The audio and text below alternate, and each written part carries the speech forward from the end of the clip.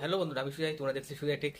তো চলুন মধ্যে থেকে শুরু করা যাক। বন্ধু, তোমাদেরকে আজকে আমি দেখাবো যে কিভাবে তোমরা যে কম্পিউটারের যে এসএমপিএস মানে যে পাওয়ার সাপ্লাই থাকে, এই যে এসএমপিএস এটা ভালো আছে কি খারাপ আছে সেটাকে চেক করবেন কিভাবে।